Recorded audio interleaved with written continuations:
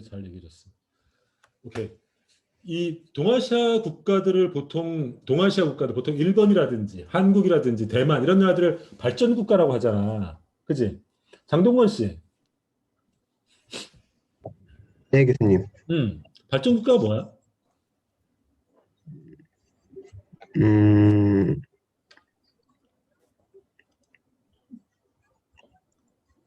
아무래도 경제, 다른 아시아 국가에 비해서 좀 경제적으로 좀 성장한 국가 얘기지 않을까요?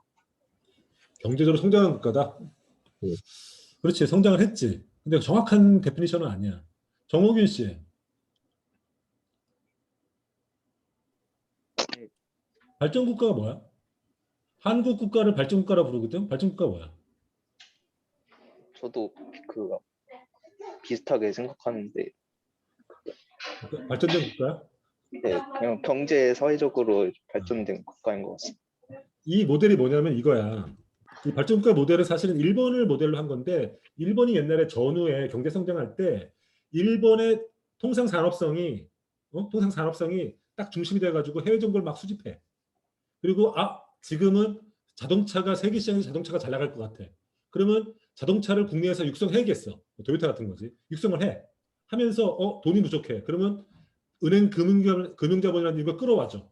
끌어가지고 이 산업들을 전략적으로 육성하는 거야. 그러니까 국가의 가장 중요한 역할이 세계 시장을 동향을 파악하고 그다음에 거기다가 자원을 집중해서 산업을 인위적으로 막 키워내는 거야. 이게 이제 발전인 거야. 그러니까 국가의 제일 목표가 경제 성장에 있는 거야. 그리고 경제 성장을 하기 위해서 대외적으로는 어떤 기획실의 역할을 하는 거지. 그러니까 일본이라는 국가 전체가 일본 주식회사가 되고 그것의 어떤 정보 수집 역할을 통상산업성이 하는 거야. 그리고 국내적으로 그 산업을 키우기 위해서 자본을 모으고 자원을 배분해야 될 거 아니야. 그거를 국가가 인위적으로 나서서 해주는 거야.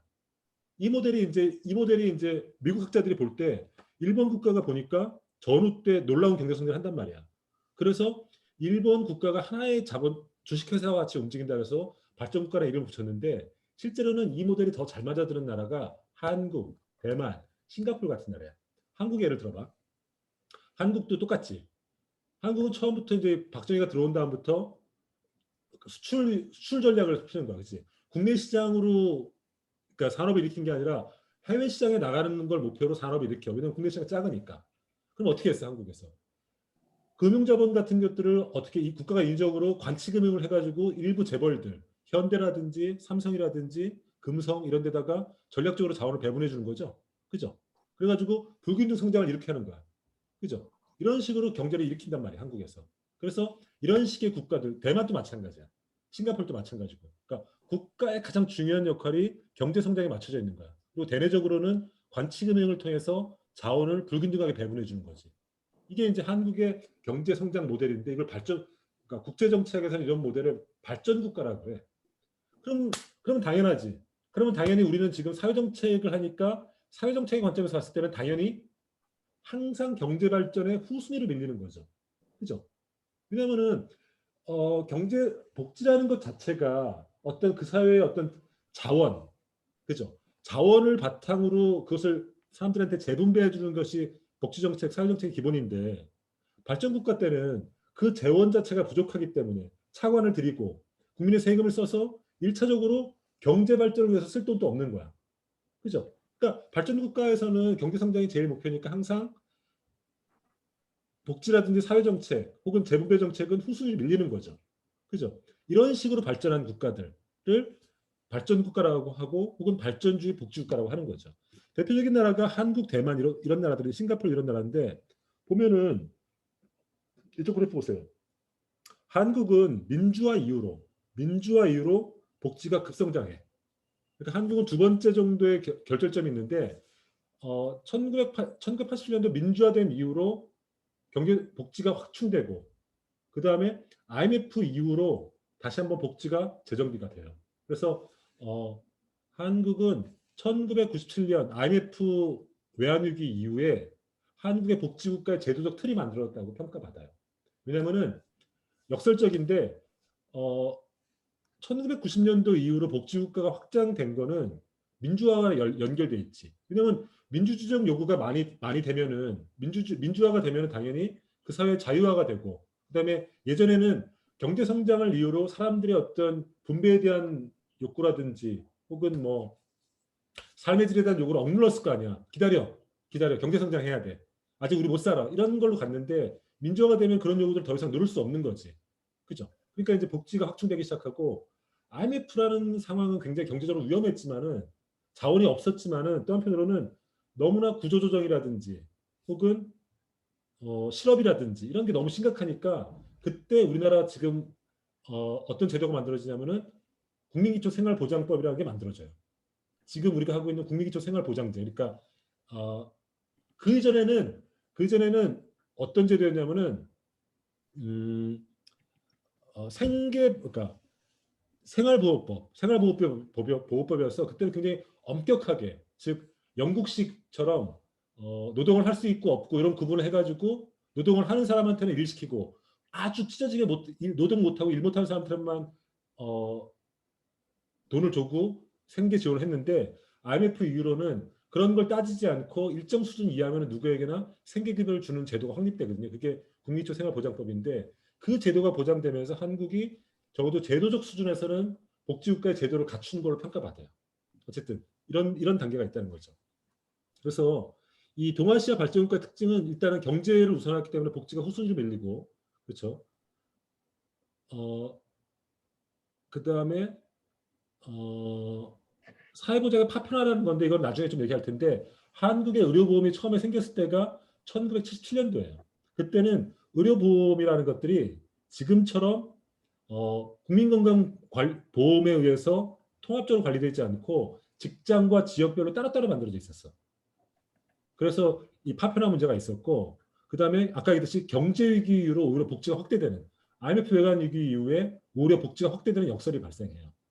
그리고 어 그리고 이제 이 뭐랄까, 복지를 최소화하면서 출발했기 때문에 선택적인 자유주의적 복지를 많이 하거든요. 그러니까 선택적 복지가 강하죠.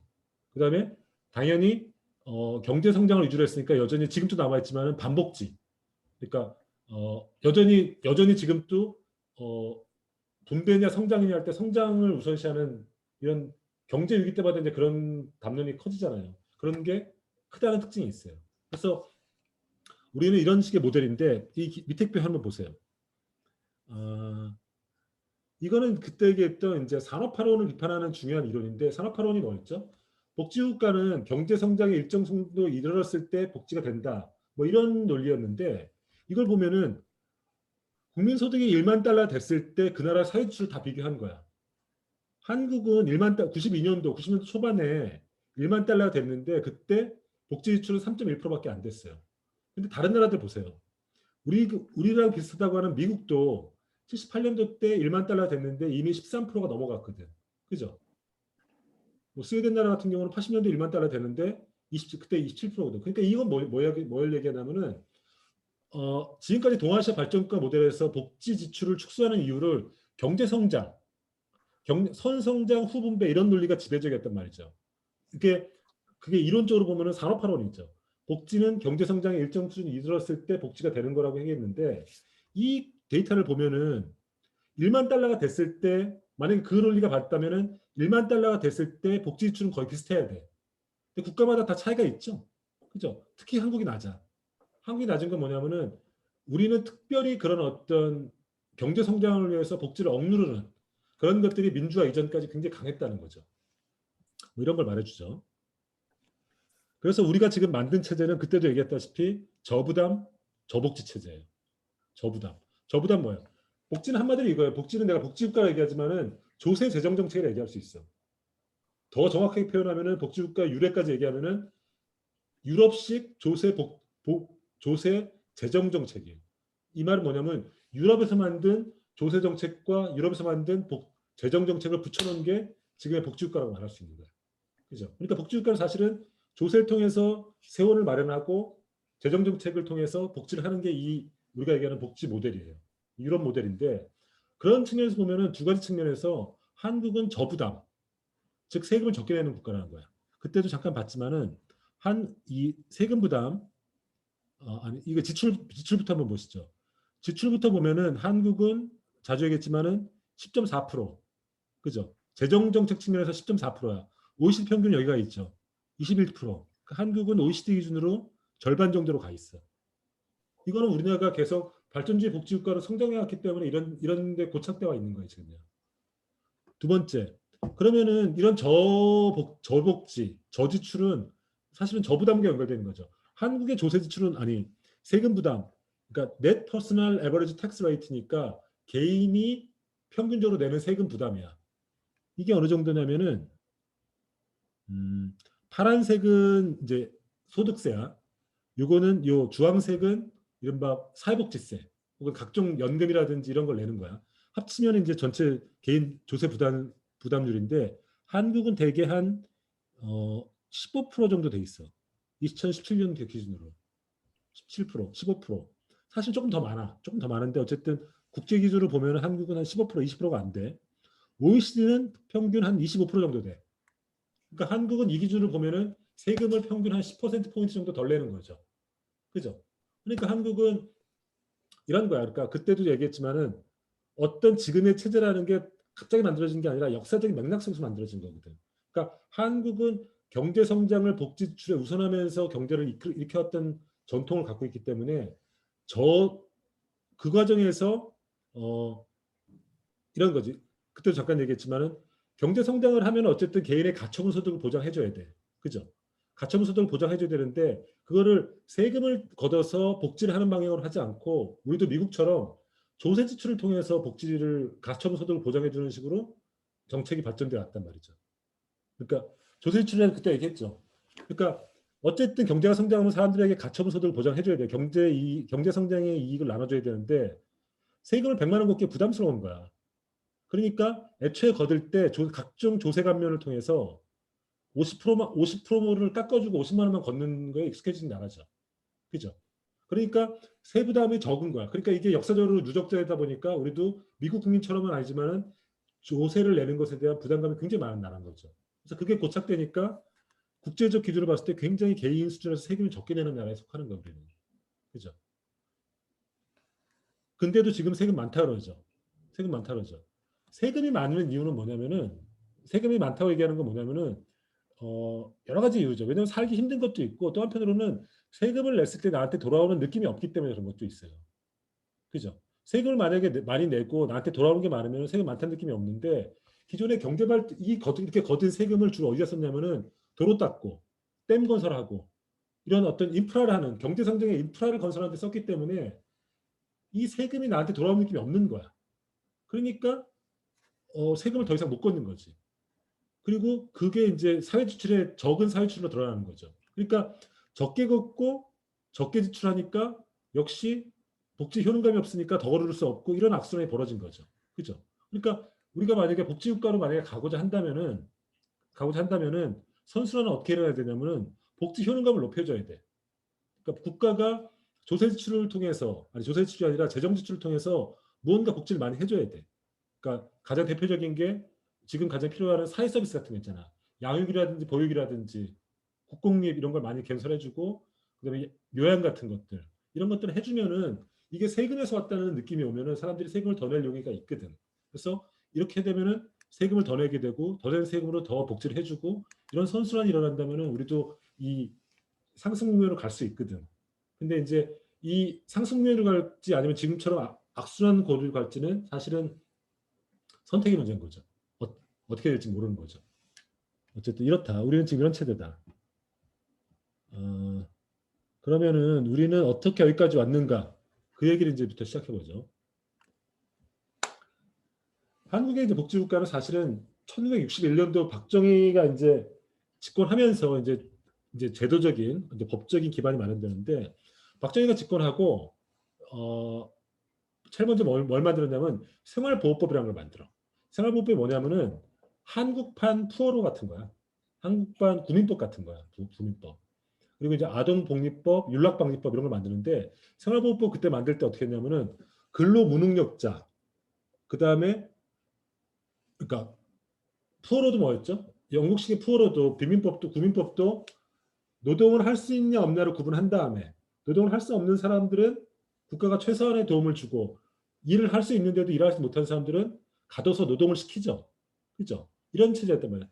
한국에서도 그런 그 영국판 구민법을 만들었는데 그게 생활보호법이에요. 그죠? 그리고 의료보험법과 군인연금법, 산업재해법이 만들어졌었어. 그 당시에 놀랍게도. 지훈 씨, 김지훈 씨. 네, 당시에 의료보험법과 우리가 보통 4대 보험법이라 하면은 의료보험, 국민연금, 산재보험, 고용보험을 4대 보험이라고 하거든. 그죠? 네. 놀랍게도 한국은 법으로서는 박정희 때 이미 4개 중에 3개 법이 만들어져. 법이. 이 중에 실제로 시행된 건 뭘까?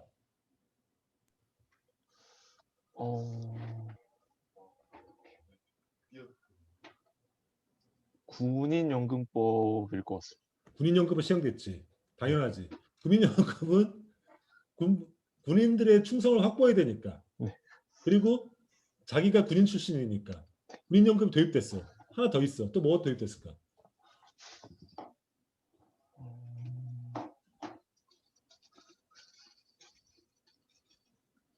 산업재해보상법? 오케이. 산업재해법이 도입됐어요. 근데 산업재해보상법은 기업이 100% 책임지는 거야. 그러니까 산업재해가 발생하면은 기업이 100% 그걸 책임지는 거야. 산업재해법의 역사적 뿌리는 어디야? 1887년에 비스마르크 때잖아.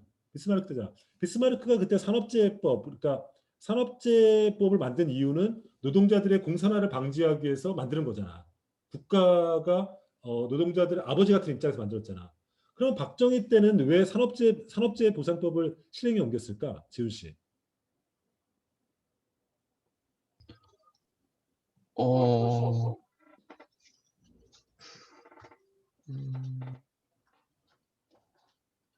아무래도 그 국가 경제를 좀 발전시키는데 그 초점이 맞춰져 있다 보니까 이에 대한 약간 받쳐주는 수단으로서 이걸 먼저 제정했을 것 같습니다. 정확해.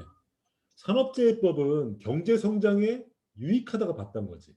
그잖아. 왜 봐봐. 경제 성장을 하려면 결국은 경제 성장을 하려면 노동자들이 계속 안정적으로 공급돼야 되잖아. 값싼 노동이 공급돼야 되는데 노동자가 일만 하면은 막 픽픽 쓰러지고 죽고 그러면 그 경제 성장이 되겠어? 안 되지. 그잖아. 그러니까 이 당시에 발전 국가로서 제일 목표는 경제 성장이야. 경제 성장을 하려면 적어도 노동자들의 안정적인 공급이 확보된단 말이야. 그러기 위해서는 산업재해법은 최소한으로 필요하다고 봤던 거야. 그러니까 의료보험법은 법만 만들어 놓고 시행하지 않았고 군인연금법은 당연히 군인들의 충성을 확보하고 자신이 군인이니까 군인연금 확보하는데 산업재해법은 이게 경제성장에 굉장히 도움이 된다고 보는 거야. 그러니까 산업재해법은 시행을 하죠.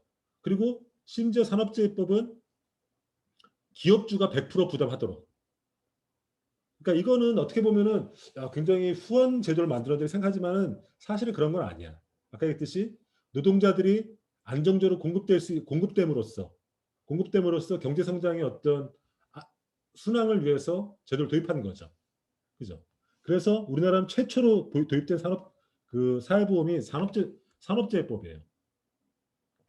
그리고 1974년에 언제냐면은 그러니까 유신이 일어나고 1970년도 유신을 하고 나서 유신이 시작됐을 때야. 그때 국민연금이라는 것들을 도입해요. 국민연금 준비를 다 해. 국민연금은 뭐냐면 지금 우리나라 실제 국민연금은 1988년도 때 도입돼요. 민주화 이후로. 근데 놀랍게도 박정희 때 74년도 때 법적 기반이 만들어져. 그리고 실제로 운영을 해. 이건 왜 했을까? 현아 씨. 경제 성장을 하는데 왜 국민연금처럼 돈 많이 드는 제도를 만들기 시작했을까? 사람들이 열심히 일을 하도록 하기 위해서 그런 게 아닐까요? 그것도 있지. 그것도 있는데 연금은 이런 측면이 있다. 연금은 뭐냐면은 그러니까 국가가 이제 사회보험자가 돼가지고 돈을 걷잖아. 그러면 이 연금이 계속 누적될 거 아니겠어? 누적되면은 국가한테는 부채로 잡혀. 부채로 잡히지만은 이거는 당장 갚아야 될 부채는 아니야. 보통 20년, 30년 부으면은 이제 수급 자격이 생기잖아. 그때 돌려주면 되는 거야. 돌려주는 것도 한꺼번에 돌려주는 게 아니야. 가령해서 예를 들어서 한 사람의 개인이 30년 동안 매년 한 1년에 100만 원씩 납입한다고 쳐봐. 월 나눠가지고. 그리고 30년 부으면 3천만 원이 되잖아. 그치? 그러면 그 사람이 30년을 부었을 때 3천만 원을 돌려주는 게 아니거든. 그잖아. 또 그걸 나눠서 그 사람의 생애 기대 수명으로 쪼개서 나눠주는 거야. 월. 그치? 소득대체율이라는 개념이 있으니까 100만 원을 매년 걷었으면은 소득대체율이 만약에 70%다 하면은 월 70만 원씩만 주면 되는 거야. 그럼 이 사람은 향후 30년 동안 70만 원씩 받는 거야. 그죠? 하지만은 실제 냈던 건 100만 원이었기 때문에 그래도 국가 입장에서 돈이 남아. 무슨 말인지 알지? 그러니까 연극임이라는 거는 정부 회계상으로는 부채로 잡혀. 하지만은 실제로는 당장 정부가 국민한테 돌려줄 필요가 없는 돈인 거야. 그죠? 이 얘기는 뭐냐면은 국민연금 현아씨 말대로 경제성장하면서 우리도 이제 경제성장했으니까 국가가 당신에게 노후를 책임지겠습니다. 이런 이데올로기적인 효과도 분명히 있고, 두 번째는 그 돈을 이용해서 자본 투자를 할 수 있다고 생각했던 거지. 그 당시에 이제 1974년도가 우리가 그야말로 이제 중화학공업으로 한국 경제가 비약하던 단계잖아요. 그때 포철도 짓고 또 뭐 조선소도 짓고 자동차도 막 짓고 그랬단 말이야. 한국 산업이 중후장대 산업으로 발전하던 단계란 말이야. 그리고 국방산업, 방산산업도 막 일으키던 때단 말이야. 그죠? 그때 자본이 필요했어. 자본이 필요했는데 차가는 한계가 있어. 국민한테 부채를 발행해야 되는데 그러면 국가 채무가 늘어. 이땐 채무야. 그럼 어떻게 해야 돼? 연기금이 좋지. 연기금을 쌓아놓으면은 부채긴 하지만은 당장 돌려주도 않아도 되거든. 이 연기금을 운영해서 수익을 내면은 좋잖아. 그죠? 이런 목적으로 연기금을 거의 도입했다가 무산되죠. 그리고 무산됐다가 10년, 한 15년 있다가 민주화가 되고 도입돼요. 그래서 산재가 먼저 도입되고 군인연금이 도입되죠. 처음에 집권하면서. 이게 우리가 가장 먼저 만든 복지제도야. 그 다음에 74년도 때 사실은 경제자금으로 쓰려고 국민연금 도입하려고 했다가 그때 무산되고 민주화 이후로 과제로 넘어가요. 그리고 재밌는 거는 박정희가 몰락하기 직전에 77년도 때 의료보험이 도입돼. 의료보험이 도입되는데 그러니까 지금 한국식의 의료보험이 도입돼요. 이때 놀라운 거 내가 해줄까? 이때 의료보험을 도입할 때 의료보험 도입을 주장한 사람이 누군지 알아? 이 사람이 김종인이야. 놀랍지? 김종인 우리가 잘 알고 있는 지금 김종인 있잖아. 지금 국민의힘 가가지고 이번에 오세훈 당선시킨 김종인 있잖아. 이 김종인이 당시에 서강대학교의 경제학 교수였어. 응? 근데 이제 김종인이라는 사람은 대개는 이제 경제학자들은 주로 미국 유학자들이 많단 말이야. 근데 김종인이라는 사람은 어떤 사람이냐면은 독일에서 공부한 사람이야. 독일에서. 그러니까 미국식의 경제관과 독일식의 경제관은 완전 달라요. 그리고 우리가 저번에 배웠지만은 미국에는 자유주의적 경제관이 아니라 어떤 주제적인 시장관을 갖고 있는 쪽이야. 그리고 알다시피 사회보험 이런 것들도 독일에서 제일 먼저 만들어지잖아. 그래서 그런 어떤 질서자본주의 혹은 질서자유주의라는데 그런 공부를 하고 온 사람이야. 그래가지고 서강대 경제학과 교수로 젊을 때 경제학 교수를 하다가 경제수석으로 발탁이 돼. 박정희 정권 때. 왜냐하면 그 당시에 박정희 정권과 서강대 경제학과가 굉장히 경제학 출신들이 경제정책에 많이 관여하거든. 그 일환으로 이제 김종인도 그 당시에 40대 때 박정희 정권의 말기에 경제수석으로 일해요. 그때 자기가 독일에서 보고한 게 있잖아. 독일에서 노동자들의 어떤 복지를 보조하기 위해서 그리고 그런 독일식의 복지제도를 보고 온 거야. 그리고 그것들이 독일의 어떤 생산력 향상에 굉장히 도움을 주는 걸 자기가 본 거지. 그리고 한국에 들어오니까 한국의 노동자들은 아무 권리가 없는 거야. 그리고 경제성장이라는 이름으로 굉장히 높은 식의 수탈을 착취를 당하는 이런 걸 본 거죠. 이렇게 되면은 자본주의가 자기 모순을 위해서 위험할 수도 있다 이런 생각을 가진 거죠. 그래서 박정희한테 건의를 해. 한국에도 의료보험을 도입하면 좋겠다 이런 건의를 하죠. 그래서 한국에도 의료보험이 도입되는 거예요. 그러니까 김종인이라는 사람이 굉장히 역사적으로 큰 일을 했어. 김종인의 두 번째 역사적 의의는 뭔지 알아? 김종인이 그래서 이제 박정희 정권 때 들어가죠. 그리고 이제 3년 있다가 여러분 알다시피 신군부가 들어가지고 이제 전두환 독재 정권이 들어오잖아요. 그때 또 그 정권에 참여를 해. 그때도 이제 경제 파트로 참여를 해. 그래가지고 국보에서 일하다가 거기서 잘 나가다가 87년도 때 이제 헌법을 바꾸잖아요. 헌법을 바꿀 때 헌법 협상을 한단 말이야. 그때 그 유명한 119조 2항 조항, 경제민주화라는 조항이 있잖아요. 119조 1항은 뭐냐면은 우리 지금 87년 헌법의 119조 1항은 시장경제 조항이야. 119조 2항은 경제민주화 조항이라고 하는 건데 시장의 자유를 일정한 공익상의 이유를 통해서 규제할 수 있다는 거야. 역시 의료보험을 만든 거랑 같은 맥락이죠. 독일식 자본주의와 같은 맥락이죠. 이 조항을 도입해요. 그래서 김종인이 한국 현대사에 굉장히 기여한 바가 많아. 의료보험도 최초로 도입했고 그다음에 지금 헌법 조항도 김종인이 만든 조항이에요. 그리고 지금도 늙지 않고 지금 이렇게 굉장히 막강한 영향력을 행사하고 있죠. 그죠? 노인네가 조금 약간 꼰대처럼 보여서 그렇지 감각도 되게 좋아. 내가 볼 때는. 그죠? 그리고 다 유명하다시피 우리나라 초대 대법관인 가인 김병로 대법원장의 아들 외손자기도 하고 어쨌든 내가 볼 때는 약간 식견이 있는 노인네야. 그건 인정할 수 있어. 어쨌든 이건 딴 얘기고 어쨌든 당시 의료보험이 도입되는데 의료보험을 이제 다 도입하지는 못해. 그러니까 500인 이상 대기업에 대해서만 그러니까 제한적으로 도입하는 거죠. 이게 점점 확대돼 가지고 전 국민 의료보험이 된 건 언제냐면은 IMF 이후야. IMF 이후.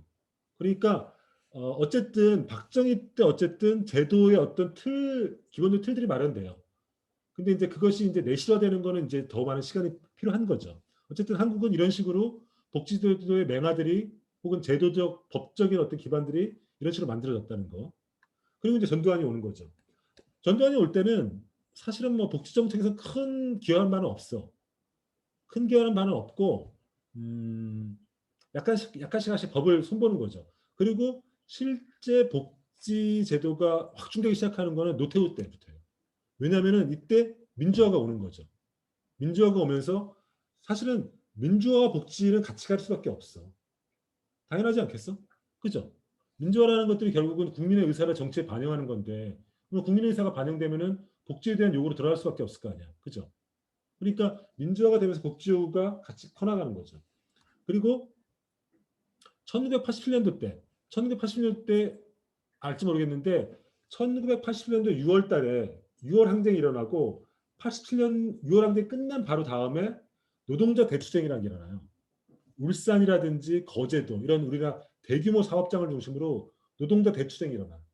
노동자 대투쟁이라는 건 뭐냐면은 그 이전까지 우리나라의 노동자와 자본가의 관계는 어떤 관계냐면은 일방적인 관계야. 무슨 말인가 하면 발전주의 국가니까. 그리고 발전주의 국가에서 그 발전을 이끄는 주체는 국가와 재벌이었거든. 그러니까 이렇게 볼 수 있어. 경제 성장이라는 이유로 국가가 재벌과 파트너십을 맺는 거야. 그죠? 그리고 국가가 재벌의 성장을 위해서 자원을 관치금을 통해서 그 돈을 대줘. 또 한편으로는 뭘 해주냐면은 노동운동을 눌러줘. 왜냐하면 노동자들의 요구는 경제 성장을 할 만큼 그 파일을 나눠 갖기를 요구할 거 아니겠어요? 근데 자본 축적이 필요하니까 노동자들의 요구를 눌러줘야 돼. 이 눌러주려면 그걸 누가 해주냐면 국가가 해주는 거야.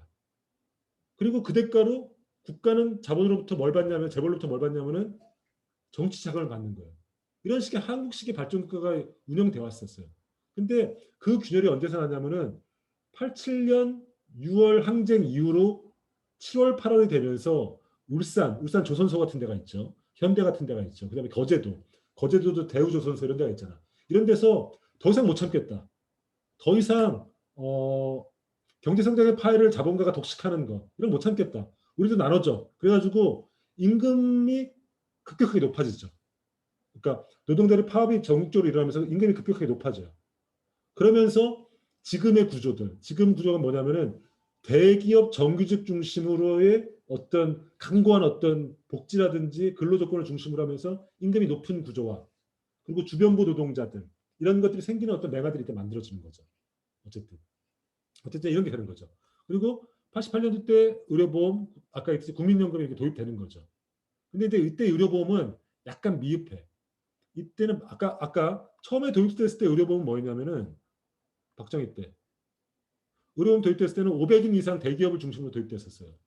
이때는 뭐냐면은 전국민 의료보험인데 이 중소기업에도 도입을 해줘. 그러니까 직장마다 조합이 생기는 거야. 이게 뭐냐면은 대기업 사람들은 대기업에서 자기들끼리 기금을 만들어서 의료보험을 돈을 넣어가지고 나중에 아프면은 병원비를 내는 거야. 작은 기업도 마찬가지고. 기업에 안 다니는 사람들, 자영업자들은 혹은 지역에 있는 사람들은 국가가 재정 지원을 해줘가지고 지역 조합을 만들어. 그래도 한국에 한 300여 개 정도의 조합이 있는 거야. 그 중에 들어가서 의료보험 혜택을 받는 거죠. 그러니까 어떤 식으로 얘기하면 지금의 독일식 제도랑 비슷해. 그러니까 어떤 게 있어요. 그러니까 모든 사람이 의료보험 조합에 가입되어 있는데 굉장히 그 보험 커버리지라든지 이런 게 좋은 조합에 포함되어 있는 사람들이 있을 수 있고 직업에 따라서 그치?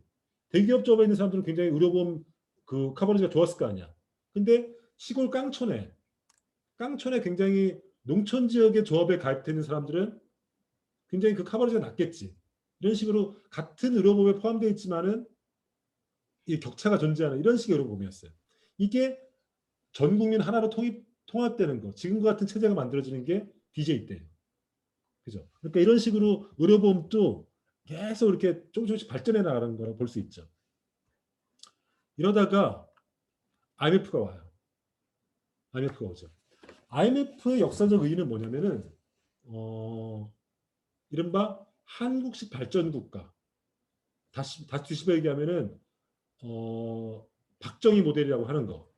그게 뭐라 그랬죠? 국가와 재벌이 손잡고 국가는 관치금융을 통해서 재벌에게 돈을 몰아주고 그 다음에 노동운동을 탄압해주고 그 대가로 정치자금을 받고 이런 식으로 불균형 성장하는 이 모델이 경제 모델인데 이게 우리나라식의 한국식 발전 모델, 박정희 모델인데 이게 더 이상 작동하지 않는 거야. 왜? IMF가 어떻게 왔죠? 대우, 기아 그리고 이런 업체들에서 부도가 일어나면서 왔거든요. 근데 이때 이들 기업들의 성장은 어떻게 왔냐면 대마불사라 해가지고 몸집을 무조건 키우는 거야. 부채 경영을 막 하는 거야. 왜냐면은 몸집을 키우면 안 죽으니까, 그러니까 망하지 않으니까. 그러니까 막 차입을 하고 막 외자를 빌리고 막 난리 치는 거죠. 몸집을 무조건 키워. 그죠? 그러면서 몸집을 키워나가면서 한국 경제가 성장해 왔는데 어느 순간 그게 작동을 안 하는 거야. 그러면서 연쇄부도가 일어나면서 국가 외환위기로 오는 거죠. 이러면서 이제 더 이상 안 되는구나. 더 이상 발전 국가식의 모델은 안 되는구나. 이러면서 우리가 잘 알고 있는 IMF가 오는 거죠. 아마 여기 있는 친구들은 다 IMF 이후에 태어난 친구들일걸? 그지? 재영 씨, 김재영 씨. 네, 교수님. 자기 18학번이지. 18학번 몇 년생이야? 저 99년생입니다. 99년생. 동건 씨는 몇 년생이야? 저 97년생입니다. 97년생. IMF 때 태어났습니다. IMF 태어났지. 네. 그러니까. 지금 동건 씨보다 나이 많은 사람 없지? 동건 씨가 투고야, 투고. 내가 완고. 제가 투고야. 나는 72년도 태어났어. 어쨌든 IMF 이후에 한국 사회가 완전히 달라져요. 완전히 달라지고 역설적인 건 뭐냐면은 경제 모델이 깨지면서 오히려 복지가 확충되기 시작하죠. 이때 복지는 돈이 있어서 하는 게 아니야. 너무 경제 위기가 심각하니까 최소한의 사회적 안전망을 만들어야 될 필요성이 그때 커지는 거죠. 그죠? 실업자가 그러니까 이 동아시아 발전국가 모델의 특징이 뭐냐면 한국의 특징이 뭐냐면은 경제 위기 때 오히려 복지가 확충됐다는 특징이 있어. 기존에 이게 근데 역설인 게 왜 역설이냐면 예전에는 경제 성장을 해야지 복지를 한다고 그랬는데 오히려 경제가 어려울 때 복지가 오히려 확충되는 특징이 있는 거죠. 그거는 이제 너무나 사회가 와야 되는 위기가 있으니까 IMF 때 그랬다는 거죠. 그래서 대표적인 게 뭐가 있냐면은 98년도 때 고용보험이라는 게 처음 도입돼. 이때 고용보험이. 그러니까 실제로는 고용보험이 김영삼 때 도입됐지만은 1인 사업장까지 확대된 거는 이때야. 그러니까 사실상 고용보험이라는 것들이 있지만은 사실상 거의 의미가 없었는데 너무 길거리 실업자가 넘쳐나니까 1인 사업장까지 고용보험이 도입돼요. 그렇죠? 이러면서 우리나라는 적어도 4대 보험이 다 확보되는 거죠. 보세요. 국민건강보험은 박정희 때 77년도에 도입됐죠. 그러다가 계속 확대했지만 어쨌든 도입됐죠. 그 다음에 산재보험은 63년도 때 박정희 때 도입돼 있죠. 그다음에 국민연금은 88년도 도입됐죠. 남은 게 고용보험 하나인데 그게 IMF 이후로 1인 사업자까지 확대되는 거죠. 그죠? 두 번째는 국민연금이 일어나. 국민연금 개혁. 국민연금도 이 도시 자영업자까지는 들 수가 없었을 거 아니에요. 왜냐면 원래 국민연금이라는 게 사업자와 나랑 반반씩 나눠서 내는 거란 말이야. 그럼 자영업자는 내가 날 고용하니까 가입할 수가 없잖아. 그잖아. 그러다가 IMF 이후로 도시 자영업자도 가입하기 시작하는 거죠. 그리고 영세 사업장도 가입해. 왜냐면 영세 사업자들은 왜 가입하지 않았었냐면은 그러니까 굉장히 영세 사업자들 있잖아. 내가 고용되고 한두 명 고용한 그런 사업장들이 있잖아. 이런 데는 그런 어떤 뭐랄까 연금 그러니까 사회복지비가 사실상 세금과 똑같은 거야. 그죠? 내가 내줘야 되니까 반반씩 내줘야 되니까. 그래서 그런 영세업자들의 부담을 덜어주기 위해서 가입을 유예했는데 이때 다 가입되게 들어오게 해주는 거죠. 확대하게 되는 거죠. 그리고 산재보험도 1인 사업자까지 확대되는 거죠. 그리고 가장 중요한 건 뭐냐면 아까도 얘기했지만은 국민기초생활보장법이 도입돼요. 국민기초생활보장법은 기존에 어떤 제도였냐면은 아까 박정희 때 만들었던 생활보호법이야. 생활보호법은 아까도 얘기했듯이 노동을 할 수 있는 사람과 할 수 없는 사람을 나누고 할 수 없는 사람만 도와주는 제도였었어요. 할 수 있는 사람들은 야, 네가 사지가 멀쩡한데 왜 나라에 빌어먹어? 나가서 일해. 이런 제도였단 말이야. 그러니까 수혜자가 굉장히 제한적이죠. 제한적이고 그리고 굉장히 이런 문제가 있었어. 노동을 못해서 세금을 받아먹지만은 너희들은 기본적으로 나라에서 얻어먹는 사람, 국가가 너에게 하는 시혜 이런 느낌을 많이 줬단 말이야. 근데 이런 것들을 고쳐야 된다는 그러니까 당시 영국에서 국민법을 폐지하려고 했듯이 한국에서도 시민단체 중심으로 그런 것들을 없애야 된다는 주장이 많았는데 이게 IMF 때 딱 아다리가 맞으면서 한국도 기존의 생활보호법을 없애고 생보법을 없애고 국민기초 생활보장법을 도입해요. 이거 역사적 의의는 두 가지야. 첫 번째는 국가의 복지를 시혜가 아니라 수혜가 아니라 권리로 인정해 주는 거죠. 권리로.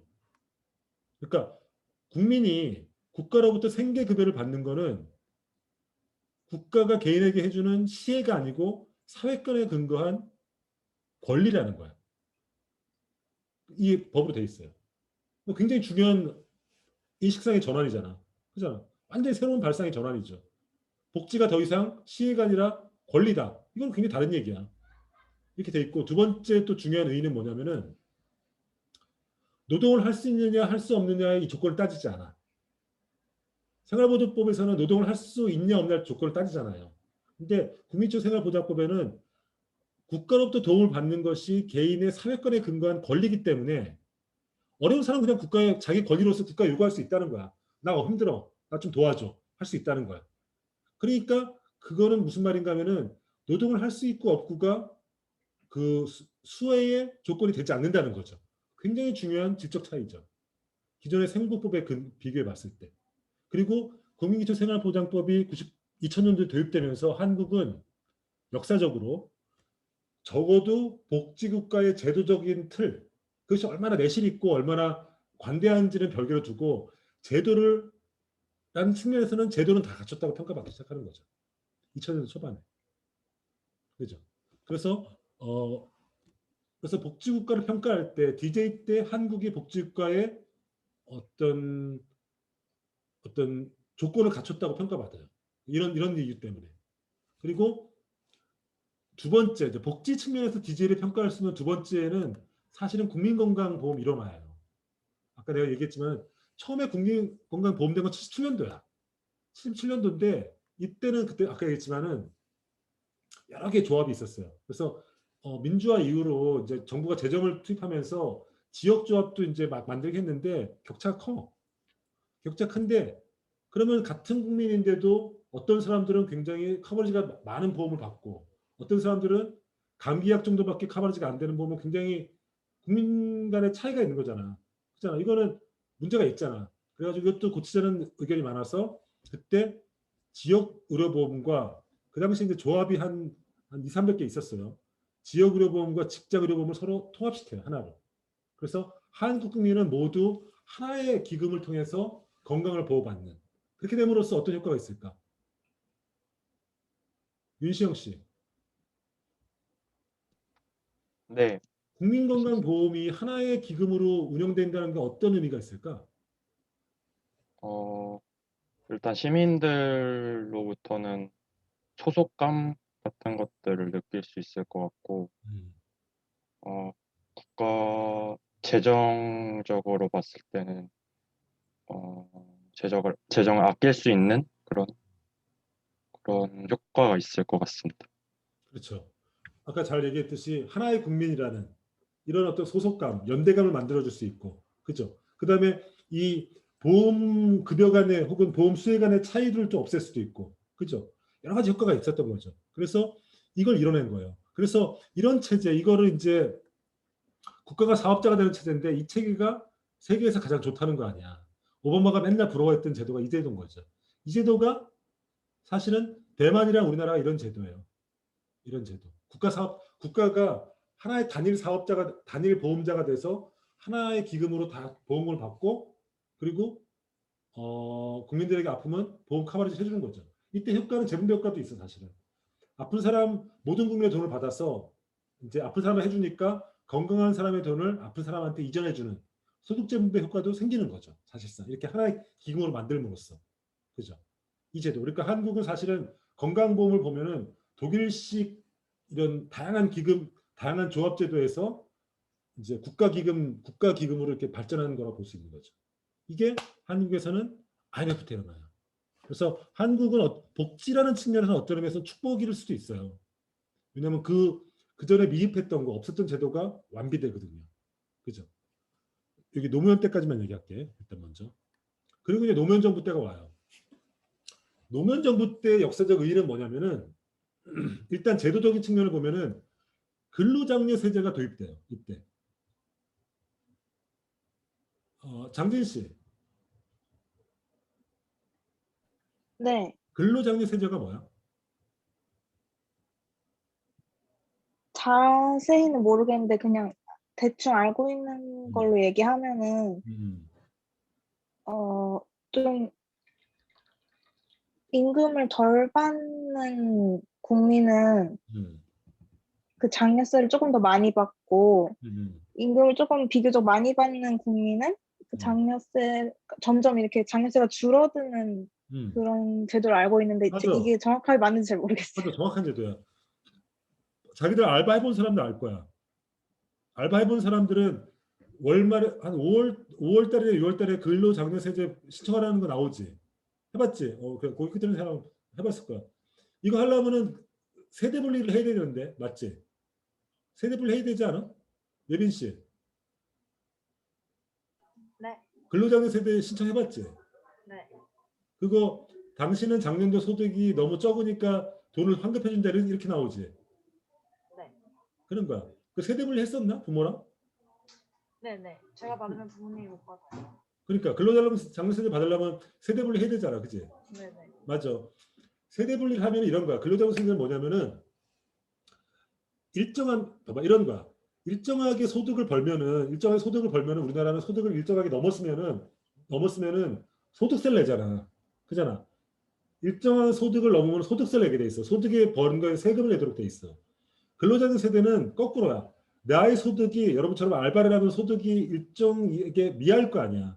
보통 그게 1,600만 원, 그게 연도마다 변하는데 그 반영해서 1,600만 원을 가정해봐. 당연히 여러분들 1,600만 원 못 벌잖아. 알바를 하니까. 그러면은 세대 분리된 상태에서 1,600만 원이 안 되면은 이 기준점보다 소득이 낮잖아. 일을 했는데도. 그러면 이 차액의 기준으로 그만큼 소득세를 거꾸로 돌려주는 거야. 그래서 마이너스 소득세라고 불러. 그러니까 아까 장대 씨가 얘기 잘했는데 기준점을 넘으면 우리가 소득세를 냈는데 기준점이 못 미치면은 근로를 했는데 기준점 못 미치면은 그 차액에 비례해서 돈을 오히려 돌려주는 거야. 그러니까 플러스 소득세가 아니라 마이너스 소득세지. 그러니까 음의 소득세라 부르는 거야. 부르는 제도. 네거티브 인컴 텍스라 부르는 거야. 그러니까 그런 개념이야. 그게 근로장려세대가 도입되는 거죠. 이거는 뭐냐면은 왜 도입되냐면은 차상위 계급 때문에 그래. 차상위 계급들. 봐봐. 이 하위 계급들 지금 기준으로는 이제 중위 계급의 30% 이하면은 이제 생계급을 받도록 돼 있거든. 그러면은 그 바로 윗계급들은 이 층들은 생계는 마찬가지로 어려운데 사실은 그 기준에 안 맞으니까 도움을 못 받는 거야. 그죠? 이 차상위 계급들이 있잖아. 그러니까 이 사람들을 위해서 차상위 계급들을 위해서 근로장려세를 도입해 주는 거야. 이 사람들이 일을 하는데도 소득이 일정에 못 미치니까 그렇다고 해서 생계급을 받을 만큼은 어렵지는 않고 이런 사람들을 위해서 도입한 게 근로장려 세대죠. 그러니까 여러분 같이 세대 분리하면은 이제 근로소득세를 받게 돼 있어요. 그리고 2017년도 때 국민연금이 개정돼요. 이건 굉장히 중요한 제도인데 국민연금이 이제 여기 1인까지 다 도입됐죠. 이때는 어떤 개정이 일어나냐면은 국민연금이 처음에 도입될 때는 소득 대체율이 70%였어. 70%. 그러니까 4% 내고 70%를 돌려받는 거야. 4% 내는데 사업자랑 나누니까 2%씩 내는 거야. 그러니까 내가 소득의 2% 내고 나중에 연금 받을 때 소득 대체율이 70% 되니까 굉장히 적게 받고 많이 내는 체제잖아. 이런 체제가 되니까 당연히 재정의 문제가 항상 걸리죠.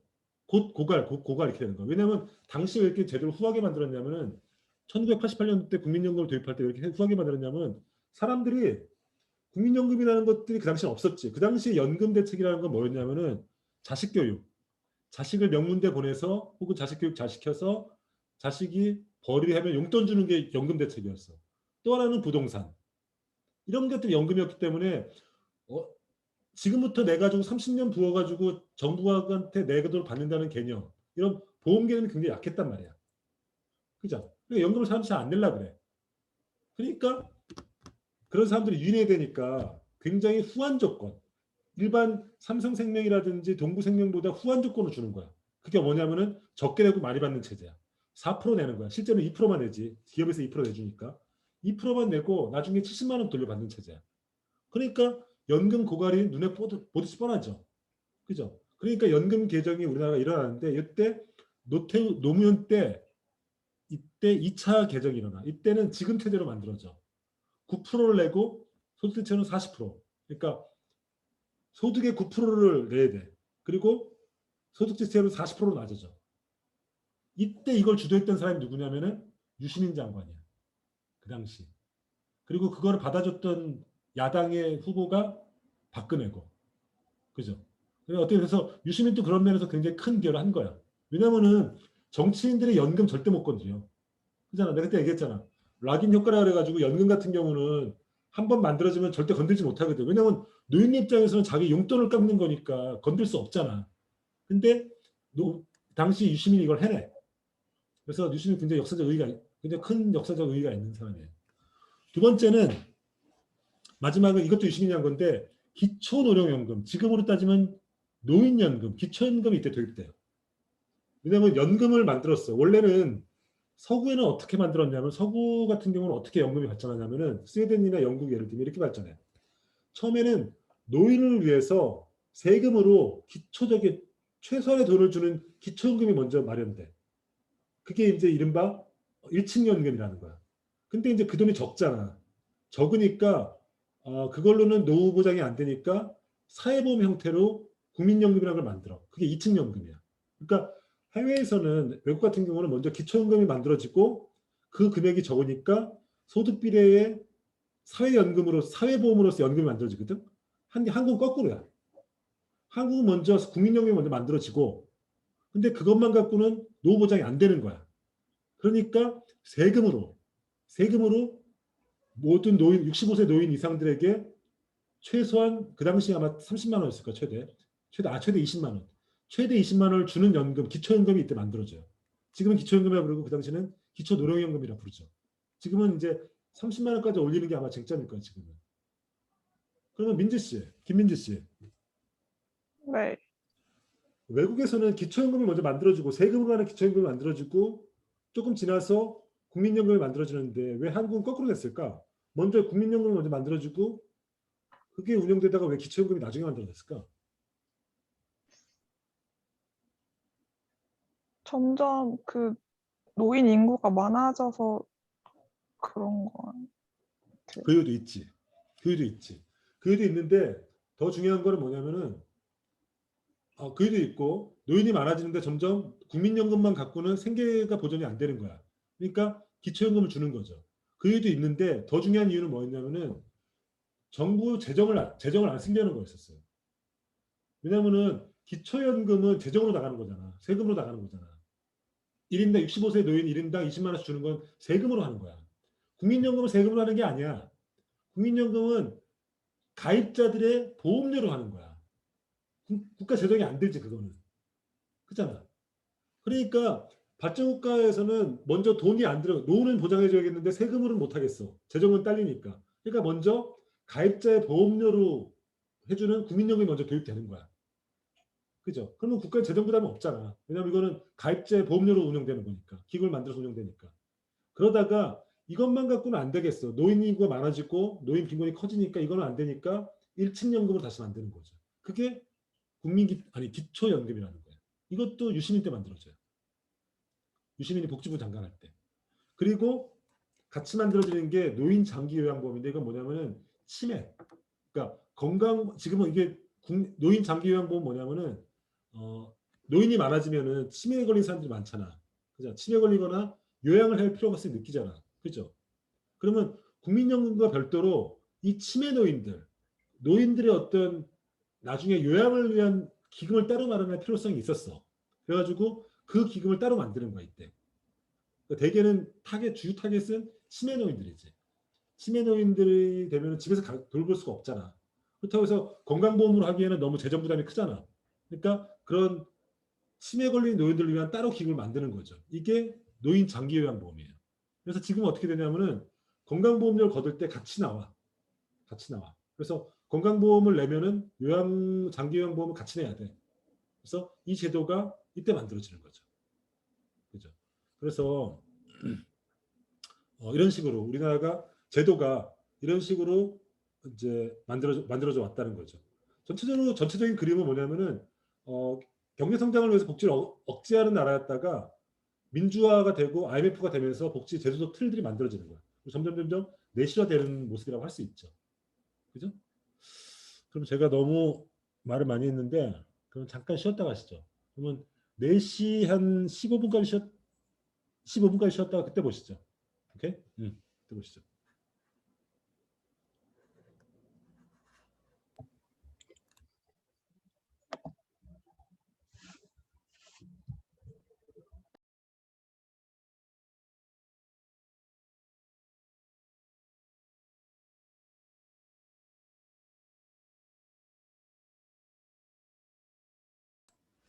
엄청 심하게 심판받았잖아요. 그때 심판받는 건 내가 볼 때 아까 모두에도 얘기했지만은 표를 180석이나 의석을 몰아주고 대통령까지 뽑아주는데 도대체 뭘 했냐 이런 거잖아. 당신들이 청년들을 위해서 혹은 이 사회 복지를 위해서 삶의 조건을 위해서 뭘 했냐 이런 나는 어떤 근본적인 어떤 심판의 정서가 강했다고 보거든. 그러니까 뭔가 이렇게 사실 정치라는 거는 문제를 해결하는 거잖아. 당대 사람들이 겪는 어떤 민생의 어려움들을 해결하는 그런 문제 해결적인 성격이 있어야 되는데 그런 면에서 나는 이 정권이 어떤 성과를 낼까는 아직 시간이 남아 있는데 어쨌든 역사적으로 보면은 진보 정권 아까 얘기했던 DJ 정권이라든지 요 양반 DJ라든지 노무현 그 10년 동안 복지 측면에서 어떤 성과가 있냐 평가해 볼 수 있거든. 그때 내가 볼 때는 적지 않은 성과가 있었어. 첫 번째, 복지제도의 보편성이 강화됐지. 아까 했듯이 IMF 이후에 그 사회적인 위기, 복지정책이 결국은 사회를 재구성하는 문제니까 사회에서의 재생산을 담당하는 거, 사회가 해체되고 있으니까 그것들을 하려고 했었고 그 다음에 이런 다양한 제도들, 장기요양보험이라든지 기초노령연금이라든지 영유아 보육비 지원도 이때 시작됐거든.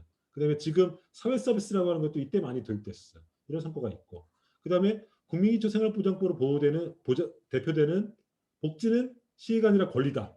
이거를 제도적으로 확립한 것도 이 시절이야. 그 다음에 아까 했듯이 건강보험을 하나로 합치는 이런 성과들. 이거는 내가 볼 때는 굉장히 평가받을 지점이거든. 복지의 역사라는 측면에서 보면은. 그러니까 굉장히 뚜렷한 족적이 있다고 나는 봐요. 그러니까 한국 복지정책이 2단계 도약이 있는 거죠. 첫 번째 도약은 민주화 이후로. 민주화라는 건 결국은 시민의 요구가 정치에 반영되고 정책에 반영되니까 복지정책의 강화로 들어갈 수밖에 없는 거죠. 민주화 이후로. 두 번째는 IMF 외환위기. IMF 외환위기가 오면서 사회가 해체될 위기였으니까 그것을 막기 위해서 다양한 복지제도가 확충되는 거죠. 한 번에 더 도약이 있어. 좀 있다가. 그 도약인데 그거 전에 하여튼 두 단계 도약이 있었던 거죠. 물론 한계도 있어요. 한계도 있고 그거는 이제 지금 여전히 부딪히는 문제긴 하죠. 그리고 우리가 알다시피 두 번의 보수 정권을 경험해요. 재밌는 건 뭐냐면은 진보 정권은 진보 정권의 성격상 사회 정책이 강할 수밖에 없어.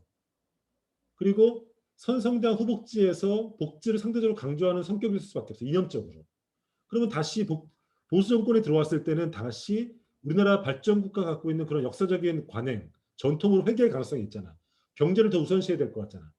실제 데이터상으로 보면은 이명박 박근혜 시절 때도 복지는 꾸준히 늘어나. 이건 뭐냐면 전체 GDP에서 복지 지출이 차지하는 비중이야. 이게 지금 내가 보니까 데이터가 13%가 조금 안 되더라고. 우리가 보통 OECD 비교할 때 그 데이터, 그 사회지출 데이터인데 이게 12.5% 정도 되더라고. 지금 현재 19년 기준으로. 이때가 언제냐면은 이때 민주화가 탁 시작됐을 때 이 사회지출 GDP 내 비율이 3%가 약간 안 됐어. 그러니까 30년 동안 엄청나게 늘어난 거죠, 사실은. 그죠? 3%가 안 됐다가 이전까지는 이제 이때까지 이제 97년도까지는 발전국가라고 얘기했잖아. 복지를 억제했다가 근데 이때 민주화가 시작되면서 복지가 늘어나기 시작해. 그러다가 진보 정권 맞으면서 복지가 크게 늘어나죠. 그럼 보수 정권 때는 다시 감소하는 게 맞는데 보수 정권 때도 계속 늘어나. 질문. 장세윤 씨. 보수 정권은 기본적으로 복지국가에 대해서 비판적이고 그다음에 재정의 안정성을 우선시하니까 복지 축소를 했을 것 같은데 왜 이명박 박근혜 때도 복지가 늘어났을까? 복지 정책 특성상 한번 시작하면 다시 뭐라 그러지? 물을 수가 없다 그래야 되나? 그렇죠. 그런 것 같습니다.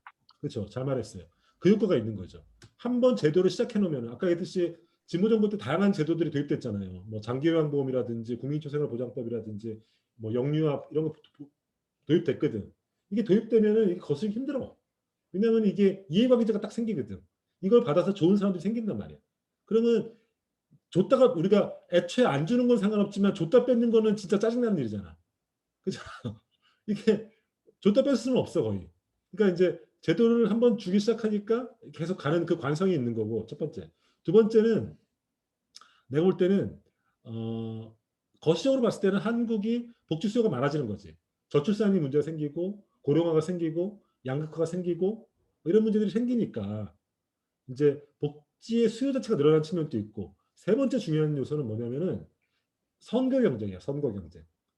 선거 경쟁을 하다 보니까 표를 얻기 위해서 중도층을 갖기 위한 싸움이잖아. 이번에도 잘 드러났지만 결국은 이번 선거를 통해서 우리가 뭘 확인했어. 보수도, 그러니까 국민의힘도 진보, 민주당도 자신의 고정 지지층은 한 20%, 30%밖에 안 된다는 게 확인된 거잖아. 그죠? 양쪽에 30% 가져간다 쳐더라도 40% 가져가려면은 결국은 선거 경쟁을 해야 되는데 결국은 중산층일 텐데 이들의 표를 갖고 가는 거는 결국은 복지 정책일 가능성이 굉장히 높잖아. 그죠? 이런 선거 경쟁 속에서 주기적으로 반복되는 선거 경쟁 속에서 이 중도층을 차지하는 싸움을 하다 보니까 복지 정책이 계속 확장되는 거죠. 그래서 실제로는 박근혜 대통령의 주요 공약이 경제민주화라 복지 정책 강화였었어.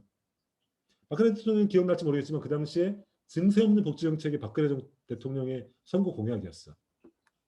이런 측면들, 그 복지 정책의 특징인 거죠. 그리고 한국 복지 국가에서 세 번째 도약이 일어나요. 그게 바로 보편담론이라는 거야. 무상급식이라는 거. 첫 번째 도약은 뭐였죠? 민주화가 시작되는 거죠. 발전국가로 와. 경제 성장이 우선이고 경제 성장을 위해서는 모든 복지 정책을 억누르는 그 국가 기조로 오는 거죠. 그러니까 서구와는 완전히 다른 경로야. 그러다가 민주화가 되면서 한 단계 도약이 오죠. 그때 도입된 게 아까 했듯이 국민연금이라든지 혹은 뭐 이런 것들이었죠. 그러다가 IMF가 오면서 두 번째 도약이 일어나죠. 그러면서 제도적 틀이 완비됐죠. 근데도 그 당시만 믿겨지지 않지만 그 당시만 하더라도 복지는 권리라는 인식까지 확보됐어. 복지는 시혜가 아니라 권리다. 이것까지 확보됐어. 확보됐는데 복지를 중산층도 누리는 보편복지를 한다는 개념은 거의 없었어. 여전히 복지는 권리이긴 한데 어려운 사람들에게 세금을 아껴서 주는 거라는 개념이 강했어요. 그러니까 중산층에 대한 개념이 없었죠. 근데 놀랍게도 2009년도, 2010년도 때 무상급식 담론이 생겨나는 거죠. 최초 출발은 경기도 교육감 선거예요. 이 사람 김상곤 교육감. 교육감 선거를 하면서 경기도 내 관내에 초중고등학교들에서 무상급식을 제공한다는 담론이 처음으로 생겨나요. 그리고 놀랍게도 이 사람이 이겨. 당시가 언제냐면 천안함 사태 때인데도 이 천안함 이슈를 누르고 무상급식이 의제화가 되는 거죠. 그래서 지방선거 때 이겨 민주당 계열들이. 그러면서 한국에 처음으로 복지를 중산층도 받을 수 있고 심지어 무상으로 할 수 있다는 개념이 확립되는 거죠. 그래서 이전까지는 사실은 아까 얘기했듯이 선별복지라는 개념밖에 없었어. 복지는 선별적으로 하는 거야. 조건을 갖춘 사람들에게서 선별적으로 아껴주는 거야. 이게 복지의 개념이야. 근데 2000년도, 2010년도가 되면은 중산층도 받을 수 있고 무상으로 줄 수 있다는 개념이 이른바 보편담론, 보편복지 개념이 등장하는 거죠. 이게 한국 보편복지사에서의 세 번째 도약이에요. 그렇죠. 근데 이거 약간 잘못된 거야. 무상이 아니죠, 사실은. 무상이 아니고 세금을 돌려주는 거죠. 세금을 돌려주는 거야. 예전에는 세금을 걷어서 극빈층에게만 선별적으로 주는 개념이었죠. 근데 이때는 세금을 걷어서 그 수혜의 대상이 중산층도 간다는 개념이죠. 이 개념이죠. 이 개념인데, 그러니까 정확하게는 무상이라는 개념 맞지 않죠. 당신이 낸 세금을 복지로 돌려준다는 개념이죠. 그죠? 세상에 공짜가 어딨어. 무상급식 하려고 하면은 그걸 돈을 어디다 마련해. 그게 다 세금으로 하는 건데 당신은 그게 무상이라는 이름을 붙었던 거죠. 그래서 사실은 이때 의미는 무상이라는 개념이 도입됐다는 것 의미보다는 중산층도 복지의 대상이 될 수 있다는 그 관념. 즉 보편복지라는 복지에 있어서 보편성이라는 관념이 처음으로 국민들이 인식하는 계기가 되는 거죠. 그러면서 우리나라 처음으로 본격적으로 선별복지 대 보편복지 간의 논쟁이 제대로 한번 붙어본 거죠. 그죠? 그리고 재밌는 거는 요거 얘기 잠깐. 박근혜 대통령이 대통령 되기 전에는 괜찮은 대통령이었어. 괜찮은 야당 후보였어. 대통령 돼가지고 좀 너무 안주해가지고 청와대만 처박혀서 그렇지 그전에는 야당 정치인으로 내가 볼 땐 괜찮은 정치인이었어. 그래서 박근혜 대통령이 복지에 있어서 굉장히 중요한 법을 하나 발의한 적이 있었는데 그게 박근혜가 그때 이제 사회서비스 기본법이라는 걸 발의해요. 그때 그 법이 뭐냐면은 생애 주기별로 복지 서비스를 한다는 이런 법률을 만들거든요. 그때 그게 박근혜가 발의했는데 그게 2010년도 또 발의한 법이 있어요. 이것도 지금 이제 사회서비스 기본법인데 그때 박근혜가 발의한 법이에요. 그때. 어쨌든 하여튼 대통령 되기 전에는 굉장히 훌륭한 정치인이었다. 이런 거죠. 그러다가 여러분 잘 알고 있듯이 이른바 복지정치라는 것이 처음으로 한국에서 복지가 물론 이것도 복지정치죠. 이때도 복지정치였는데 이때는 그냥 첫 그런 의미가 있고 이때 복지정치라는 게 처음으로 도입되죠. 얼마나 세상이 내가 그때 잠깐 얘기했지만 얼마나 세상이 그 자리에 있는지 이거 보면 참 느낌이 딱 올 거야. 2011년도 때 이제 경기도에서 이제 무상급식이 시작되는 거야. 시작돼가지고 이제 서울시도 무상급식을 하자는 논쟁이 붙었어. 근데 그때 오세훈이가 그 당시 서울시장이었죠. 오세훈의 느낌, 내가 그때 오세훈의 판단은 나 이거였다고 봐. 한국에서 처음으로 무상 보편과 선별복지 논쟁이 붙었어 처음으로. 그게 이제 전 국민적인 이슈가 된 거야 사상 처음으로. 그러니까 복지불모지에서 그런 논쟁이 붙었다는 건 굉장히 충격적인 일인 거죠. 그건 무슨 얘기인가 하면은 보수주의자 혹은 경제성장이 국가의 최고 가치라 믿는 사람한테는 있을 수 없는 일이 논쟁이 벌어진 거야. 아니 복지라는 게 일도 안 하는 사람들한테 어떻게 복지를 막 나눠주지? 이게 말이 안 되는 거야. 이런 보수주의자들의 심리를 대변했던 게 당시 나는 오세훈이었다고 봐. 오세훈이 보수의 어떤 상징적인 인물이 되고 싶었던 것 같아. 내 느낌에는. 그래가지고 절대 무상급식 안 서울에서 내가 서울시장 하는 동안은 무상급식 안 된다고 해가지고 서울시장 자리를 걸고 주민투표에 들어가죠. 그죠? 여러분 기억날 거야. 그리고 8월 24일 날 주민투표를 해. 근데 결과는 어떻게 됐죠? 투표율이 33%에 미달돼가지고 투표함을 못 열어. 그리고 오세훈이 약속대로 서울시장에서 물러나죠. 그러니까 이제 소위 말하는 애들 밥그릇 뺏으려고 서울시장 물러났다는 게 이때 얘기죠. 그리고 등장했던 사람이 그다음에 이제 다음 선거를 뽑아야 되니까 이제 갑자기 서울시장에서 갑자기 물러나니까 차기가 떠오르는데 그게 그 당시 안철수였어요. 그리고 안철수가 그 당시 지지율이 50% 가까이 넘었었어요. 근데 갑자기 그 지지율을 그대로 박원순한테 넘겨주죠. 그죠? 그 인물들이 지금인 거죠. 근데 여러분 알다시피 안철수는 이제 그러다가 계속 이제 안철수로 살고 박원순이 이때 시장된 거죠. 그러다가 안타깝게 이제 저세상 사람이 된 거죠. 그리고 다시 이번에는 안철수가 오세훈이랑 이번에 서울시장 선거 보궐선거 나오는 거죠. 그죠? 이게 2021년이야. 이 일이 2021년이야. 그러니까 우리가 이 역사를 아는 사람 입장에서는 역사가 발전했나? 그냥 돌고 돌아서 그 자리네. 그리고 안철수는 왜 여기 붙었다 저기 붙었다 하지? 이런 생각이 드는 거죠. 그리고 오세훈은 과연 이때 오세훈과 이때 오세훈은 생각이 달라졌을까? 이런 생각이 여러 가지 생각이 드는 거야. 그죠? 그러니까 내가 볼 때는 오세훈은 아직 생각 안 바꾼 것 같아. 이렇게 토론해 보니까 생각 잘 안 바꾼 것 같아. 안 바꾼 것 같는데 어쨌든 굉장히 한국 정치에서 즉 복지 정치라는 측면에서 굉장히 재밌는 사건이었다. 그리고 적어도 복지 논쟁에 있어서는 우리나라 어떤 논쟁, 복지와 관련된 논쟁을 한 단계 업그레이드 시키는 계기였다. 근데 돌고 돌아서 제자리였다. 이런 거죠. 그래서 굉장히 재밌다. 그리고 안철수 행보는 굉장히 재밌다. 여기 붙었다 저기 붙었다 재밌다. 이런 거죠. 내년 선거가 재밌겠죠. 그래서 이게 2011년도거든. 한국 정치에서 이 복지 정치가 2010년도에 시작됐던 이 복지 정치 혹은 보편 논쟁이 2009년도 시작되고 2010년도 지방선거 때 전국적 이슈가 되고 이 해프닝이 일어난 다음에 2012년도 때 대선이 복지 대선이었죠, 사실상. 왜냐하면 이 당시에 박근혜 대통령의 공약이 증세 없는 복지였다는 거거든. 증세 없는 복지와 무상급식이 아니라 경제민주화였거든. 하지만 증세 없는 복지는 불가능한 거죠. 증세 없는 복지는 안 되는 거거든. 그잖아. 그러면서 이제 한국도 이제 본격적인 이제 복지 정치 혹은 복지를 갖고 선거 때마다 이슈가 되는 어떤 국면에 들어온 거죠. 지금 한국이 이 국면이죠. 사실은 이 국면, 2010년대 초반에 시작됐던 이 복지 정치 국면에 아직도 있다고 봐도 무방해요, 사실은. 그죠? 잠깐만, 전화가 왔는데. 그렇다. 그래서 정리해 봅시다. 정리해 보면은 한국 복지국가의 특징을 정리해 보면은 이런 거죠. 전반적으로 복지 담론이 약해. 그죠?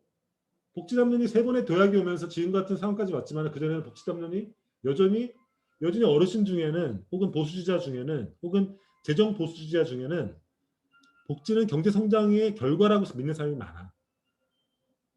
근데 이제 약간 복지를 주장하는 사람들은 복지와 경제는 다른 것이 아니고 복지 투자가 경제 투자일 수 있다 이렇게 믿는 사람들도 있죠.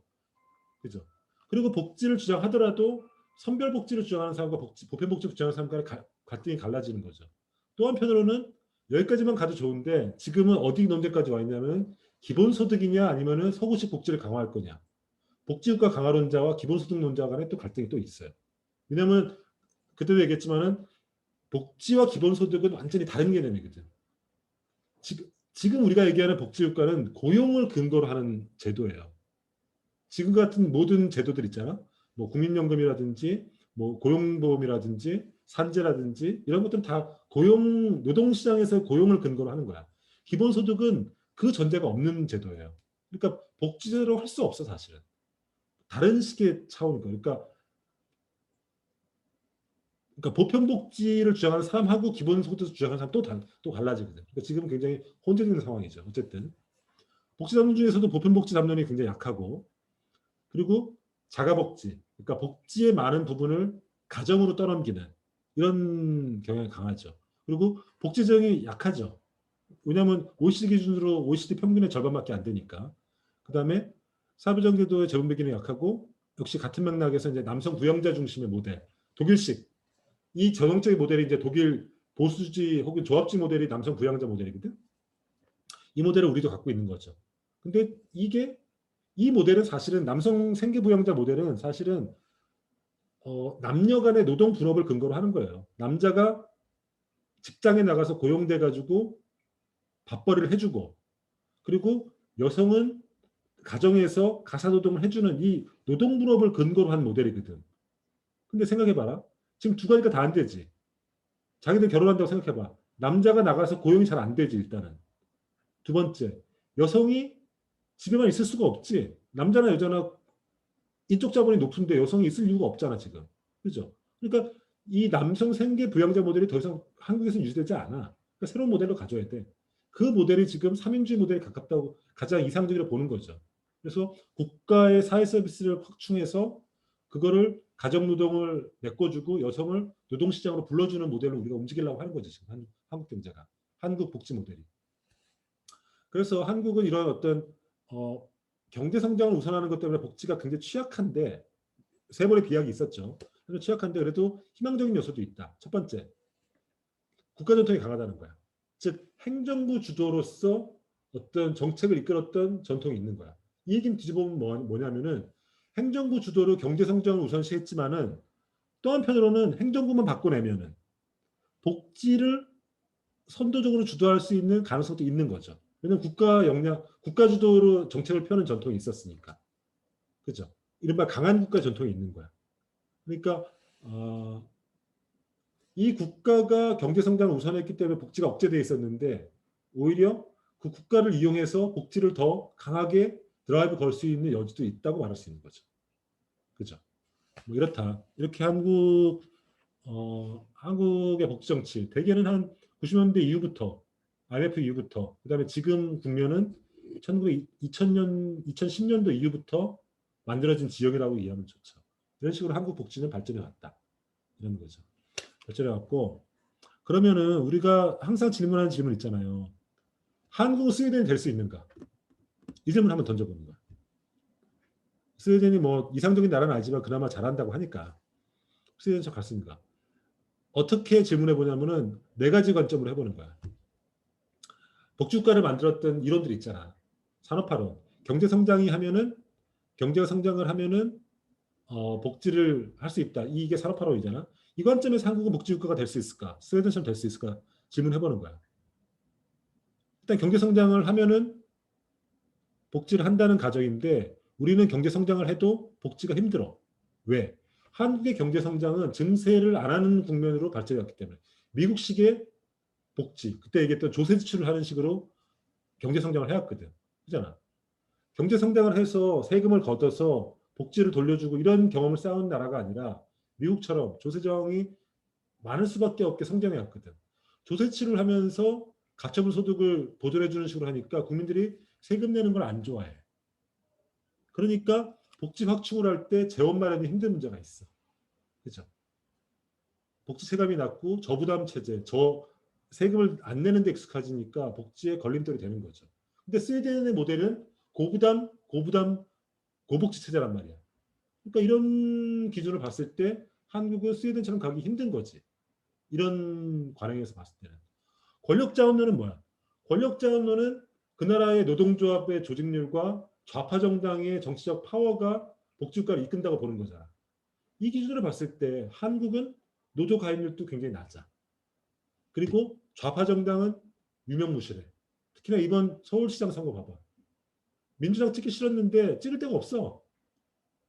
그잖아. 경험한 사람들이, 물론 여기 반은 이제 오세훈 찍었겠지만은, 만약에 찍었다면은 한국 진보정당이라 진보정당이 없어. 그러니까 어느 나라나 권력자원들에 근거하면은 좌파 정당이 이 복지정책, 영국의 노동당, 스웨덴의 3인당, 독일의 3인당 이런 식으로 복지제도를 주도해야 하는 정당이 있었는데, 한국은 그런 정당의 기반이 굉장히 약해. 그죠? 가영 씨. 네. 한국에서 진보정당을 키우려면은, 복지라는 측면에서 진보정당을 키우려면은 어떻게 해야 될까?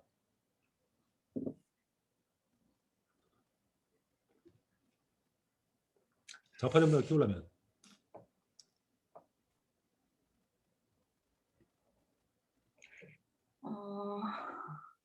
어렵지만 눈에 보이는 그런 복지 효과를 나타낼 수 있는 결과물을 만들어내야 그 정당에서 최대한 만들어내야 다음 선거에서도 믿을 만한 학원하고 찍을 수 있지 않을까요? 그렇지. 그런데 지금은 진보정당, 이제 정의당 이런 정당이죠. 정의당이 국정 자체에 참여를 못하잖아. 의석이 6석 이렇게밖에 안 되니까. 그렇죠. 어떻게 하지? 그러면 서로 정당끼리 좀 합해가지고 할 수 있는 방법도 있지 않을까요? 그렇지. 그렇지. 연정을 하는 거지. 코얼리션을 하는 거지. 근데 그렇게 하기에 6석은 너무 적지 않아? 180대 6석은 차이가 많았잖아. 쉽지 않지. 그래서 이런 맥락에서 사실은 선거권, 그러니까 선거제도 변화 얘기가 나오는 거죠. 왜냐하면 우리가 지금 단순다수제잖아. 단순다수제 뭐냐면은 하나의 지역구에서 한 표라도 많으면 국회의원 당선되는 제도잖아. 그러면 이런 제도는 양당제로 귀결될 수밖에 없어요.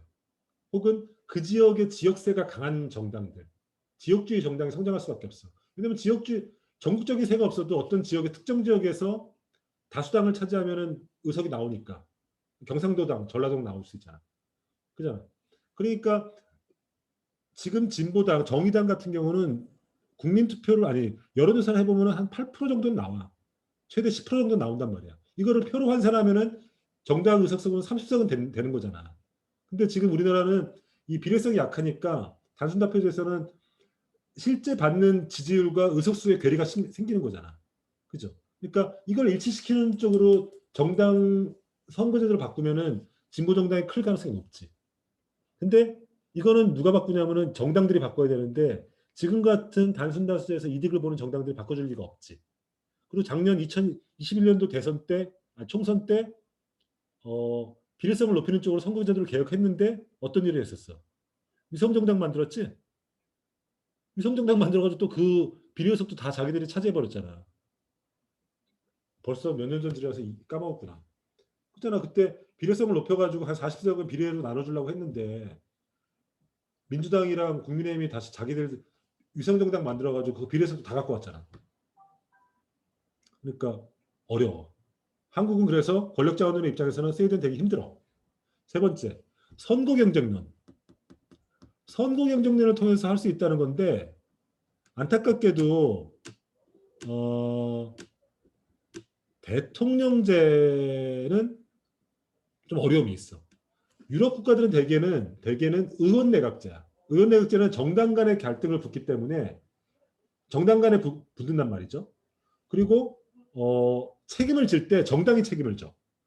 그러니까 내가 복지를 했다가 여러 뭐 재정 악화라든지 혹은 뭐 이런 것들 문제가 생겼을 때 정당 뒤에 숨기가 쉬워. 그죠? 근데 대통령제는 딱 책임자가 딱 보여. 대통령으로 딱 보여.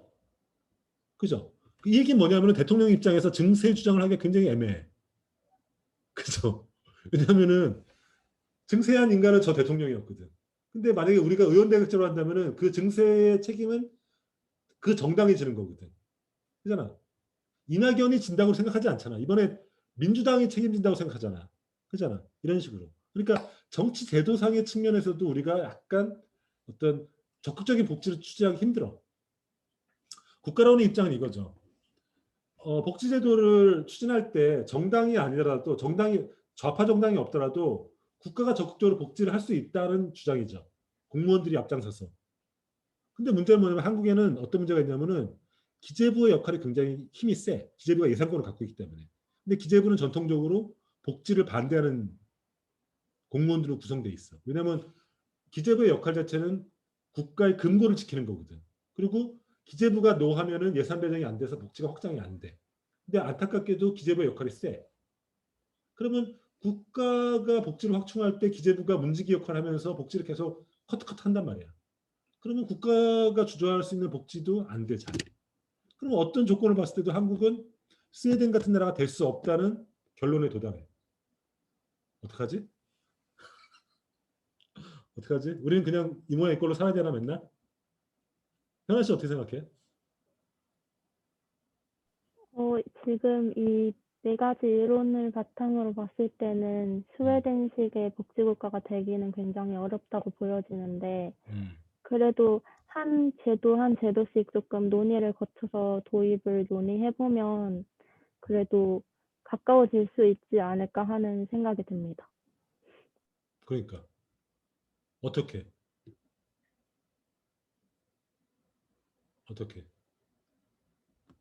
계속해서 논의를 하고 또 논쟁거리를 만들어야 그래도 사람들이 많이 관심을 가지고 또 생각을 해보지 않을까요? 맞아. 결국은 복지라는 게 정치의 문제라고 난 보거든. 정치의 문제 보거든. 결국은 복지 정책을 밀어붙이는 그 시정신을 정책화시키는 정치인들, 그 정치인들의 집합인 정당이 강화된다고 봐. 그럼 결국은 자기들 앞으로 투표할 일이 많이 남아 있잖아. 그지? 그때마다 그런 정당한테 난 찍어줬으면 좋겠어. 나의 그냥 개인적 소견이야. 오세훈 같은 사람한테 찍지 말고. 왜? 기분 나빠? 우리가 복지를 바란다면. 사실은 왜 오세훈 찍은 난 다 이해할 수 있어. 이해할 수 있는데 복지라는 측면에서 볼 때는 난 오세훈은 정말 아닌 것 같아. 물론 찍은 사람도 있는 건 알아. 그건 나 잘못했다는 얘기는 아니야. 심판하고 싶었지. 심판해야 됐었고. 근데 복지라는 측면에서는 그 사람한테는 난 기대할 건 없는 것 같아. 그런 정치인한테는. 근데 우리가 만약에 한국 사회의 어떤 당면한 사회 문제 그리고 그것이 결국은 시대 정신으로 복지로 강화로 갈 수밖에 없다는 것을 인정하고 그리고 복지의 문제가 결국은 정치의 문제라는 것들에까지 우리가 합의 볼 수 있다면은 그러면 결국은 그것을 주도하는 정치인과 정치적인 세력을 키워줘야 되거든. 우리가 할 수 있는 방법은 뻔하잖아. 첫 번째 내가 정치인이 되거나 그런 정치인이 되거나 그죠? 자기들 중에 정치인이 될 가능성이 있어. 이 중에 가장 가능성 높은 사람은 한솔 같은 사람이 정치인 될 수 있어. 왜냐면 지금 총학생회장 하고 있잖아. 가능성 높은 거야. 두 번째, 정치 자금을 내줘. 정당에 자기 지지하는 정당에 정치 자금을 내면 돼. 10만 원까지 내면은 소득공제도 해줘. 세 번째, 투표를 해주는 거지. 네 번째, 주변 사람들 꼬시면 돼. 이런 걸 해주면 되거든. 그러니까 내 얘기는 뭐냐면은 복지가 단순히 어떤 행정부가 요것저것 따져서 합리적으로 결정하는 어떤 정책 선택의 문제가 아니라는 거야. 복지도 정치 문제고 정치 문제라는 건 결국은 투쟁의 문제라는 거야. 복지를 요구하는 사람과 복지를 요구하지 않는 사람 간의 투쟁의 문제라는 거거든. 그러니까 이거는 정치 투쟁의 문제로 난 풀어야 된다고 난 개인적으로 생각해. 어쨌든 이건 내 개인적인 생각이야. 지훈 씨 어때? 한국 복지국가 될 것 같아, 안 될 것 같아? 제 생각엔 아직 좀 가야 할 길이 좀 먼 것 같습니다. 뭐가 제일 필요해? 아무래도 이제 그 기존의 약간 그 복지에 대한 효과 같은 것을 아직 저희 국민들이 체감한 게 사례가 별로 없다고 생각해서 정부가 이런 사례들을 앞으로 많이 좀 보여줘야 하지 않나라는 생각이 많이 듭니다. 그렇지, 좋은 생각이야. 맞아, 그것도 맞아. 그래서 세금을 좀 내는 기분을 갖게 해줘야 되지, 그치? 복지 받으면은 이게 내가 낸 세금이 복지로 왔구나 이런 느낌 가지니까 증세에 대해서 훨씬 우호적이겠지, 그치? 또 진실 씨는 어떻게 생각해? 백진실이.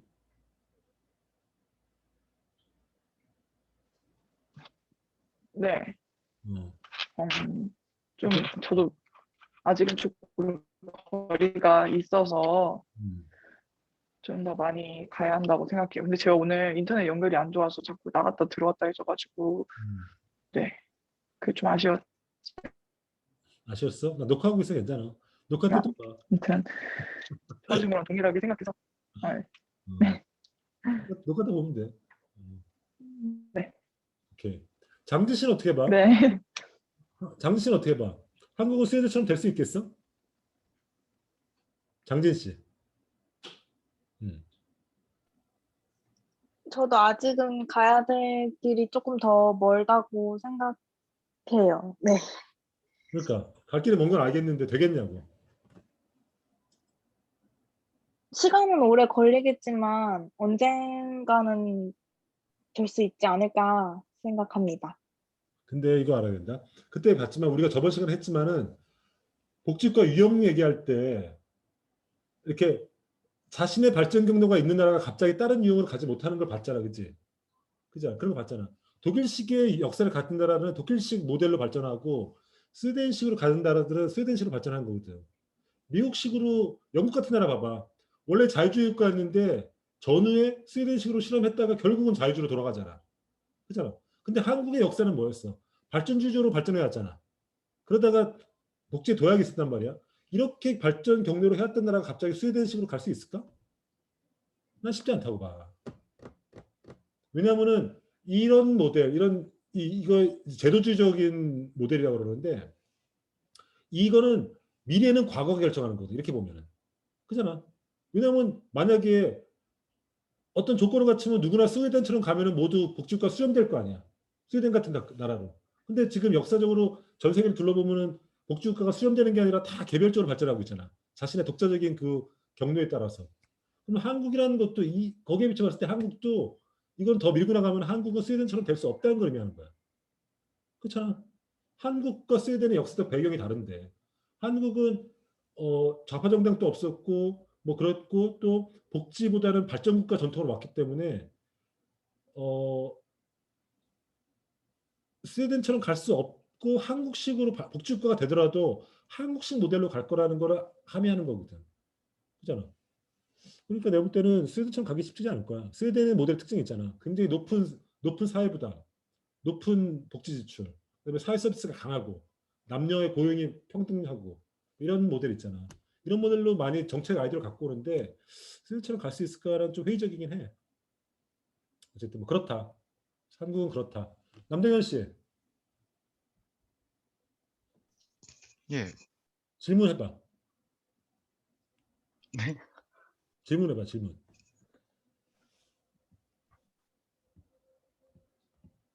질문 없습니다. 없어? 정목윤 씨. 호균 씨. 네, 질문해줘봐. 저도 없습니다. 없어. 그럼 없는 거야 질문은. 질문 없는 거고. 질문 없고 답안지를 다음 주까지 제출하고 다음 주에 화요일 날 여기서 중 근처에서 어쩔거리면 안 돼. 어쩔거리면 안 되고 그 다음 주 27일 날 봐. 27일 날. 오케이? 그리고 맞다. 이번 주 목요일까지 수업한 다음에 27일 날 봐. 오케이? 오케이. 안녕. 감사합니다. 수고했어. 감사합니다. 감사합니다. 아.